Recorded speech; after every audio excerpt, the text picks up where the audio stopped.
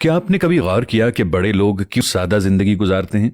Doctor नजीर साहब 1960 में government college Lahore के दबंग प्रिंसिपल थे। उनके पास सिर्फ 2 सूट थे, एक लॉन्ड्री में होता और दूसरा वो पहन लेते। स्लीपिंग सूट वो बाथरूम में लटकाए रखते। जूता वो 4-5 साल के लिए खरीदते। खराब हो जाते तो इसकी मरम्मत करा लेते, ज्यादा खराब हो जाए तो मजबूरी में नया खरीद लेते, और जब तक वो मुकम्मल तौर पर खराब नहीं होता था उसका इस्तेमाल भी जारी रखते। ये 1960 की दहाई में गवर्नमेंट कॉलेज के प्रिंसिपल और मुल्क के बड़े दानिश्वर का लाइफस्टाइल था। और वो ऐसे प्रिंसिपल थे जो सदर अयूब खान को भी इम्तिहान के दिनों में कैंपस आने की इजाजत नहीं देते थे। उन्होंने गवर्नमेंट कॉलेज की 3 अतराफ की सड़कों पर हॉर्न बजाने पर पाबंदी लगाई और ये पाबंदी 30 साल तक कायम रही। लेकिन आप इस शख्स की सादगी देखिए, उसके कमरे में वार्डरोब नहीं थी। अब सवाल यह है कि क्या डॉक्टर साहिब सादगी के सिलसिले के वाहिद मुजद्दिद थे?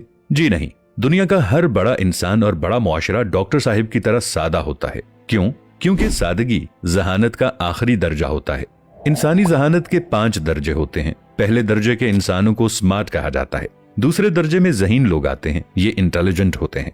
तीसरे दर्जे में ब्रिलियंट आते हैं। चौथा लेवल जीनियस यानी आइंस्टाइन किस्म के लोगों पर मुश्तमिल होता है, जबकि इंसानी जहानत का आखिरी दर्जा सादगी होता है। यानी सादगी जहानत की पीक होती है। शायद यही वजह है कि दुनिया के तमाम नबी, औलियाए कराम, साइंसदान और बैनुल अक़वामी लीडर सादा थे। ये छोटे कमरों में इंतहाई जरूरत की चीजों के साथ जिंदगी गुजारते रहे।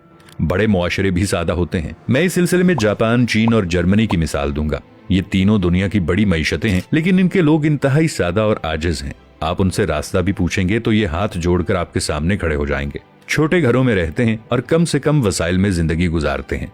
हमारे शहरों में आज भी लंडे के कपड़े बिकते हैं। ये कपड़े अमीर मुल्कों के अवाम के गिफ्ट होते हैं। यूरोपियन लोग हर साल अपने फालतू कपड़े एनजीओज के हवाले करते हैं और एनजीओज इन्हें तीसरी दुनिया के मुल्कों में भिजवा देती हैं। जापान में सेकंड स्ट्रीट के नाम से स्टोर्स की एक चेन है। इसमें सेकंड हैंड अशिया बिकती हैं। आपको वहाँ जुराबों से लेकर रोलेक्स की घड़ियां तक मिल जाती हैं। जापानी लोग थोड़ा अरसा इस्तेमाल के बाद अशिया को आधी कीमत में बेच देते हैं और स्टोर्स उन्हें दोबारा फरोख्त कर देते हैं और उन्हें इस्तेमाल करते हुए किसी को बुरा नहीं लगता। आपको ये सादगी दुनिया के बड़े लोगों में भी मिलती है। मुरारजी देसाई भारत के वजीर आजम थे। उनके बारे में मशहूर था कि उनके पास 2 पजामे और 3 कुर्ते थे। ये बरसों ये कपड़े पहनते रहे।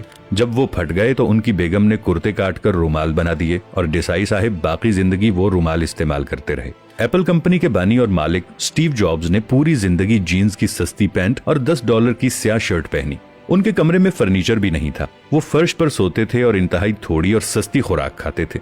मरने के बाद उनकी वार्डरोब से 3 जूते, 2 पैंट्स और 5 घिसी हुई स्लीवलेस शर्ट्स मिली।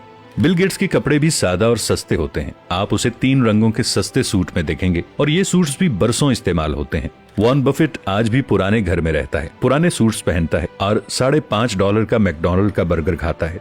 दुनिया के इस वक्त के अमीर तरीन शख्स एलॉन मस्क ने अपने तमाम घर, जिनकी मालियत $134 मिलियन थी, बेच दिए हैं और अब उसका कोई मिल्कियती घर नहीं है। ये ऑफिस के छोटे से कमरे में रहता है और इसका लाइफस्टाइल आम मिडिल क्लास अमरीकी से भी पस्त है। पाकिस्तान के अंदर भी ऐसे बेशुमार लोग हैं। अब्दुल सत्तार ईदी साहिब ने पूरी जिंदगी मुर्दों के जूते और कपड़े पहने। उनकी टोपी की मालियत भी $2 होती थी, लेकिन इस शख्स ने दुनिया की सबसे बड़ी एम्बुलेंस सर्विस बनाई। जिंदा लोगों में सैयद बाबर अली कमाल इंसान हैं। ये 97 साल की उम्र में भी लम्स में ऐसे डिपार्टमेंट्स बना रहे हैं जो 10 साल बाद मुकम्मल होंगे। लेकिन आप उनके कपड़े और जूते देख लें, आप हैरान रह जाएंगे। ये गाड़ी भी सस्ती इस्तेमाल करते हैं। सेठ आबिद भी सादगी की मिसाल थे।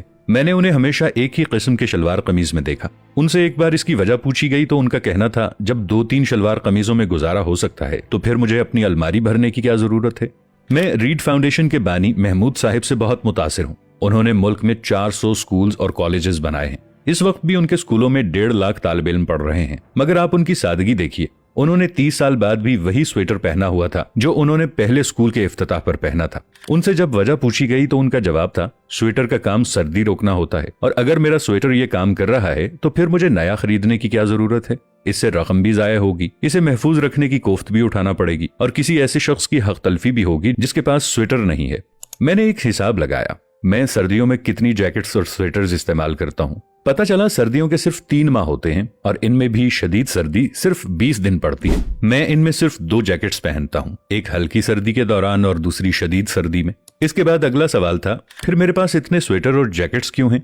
मेरे पास इसका कोई जवाब नहीं था। यकीनन मैं भी उन लोगों में शामिल हूं जिनका ज़हनी अफलास खत्म नहीं हो सका और हम वार्डरोब्स को नाक तक भरकर खुद को रईस समझते हैं और वार्डरोब भरो के इस खेल में ये भी भूल जाते हैं कि वार्डरोब्स वाले लोग बड़े नहीं होते। बड़े वो होते हैं जिनके कमरों में डॉक्टर नजीर अहमद साहिब की तरह वार्डरोब्स नहीं होती। ये लोग जानते हैं कि जरूरतें महदूद होती हैं लेकिन हवस की कोई हद नहीं होती और क़नाअत का असल मफहूम भी यही है। नाज़रीन, वीडियो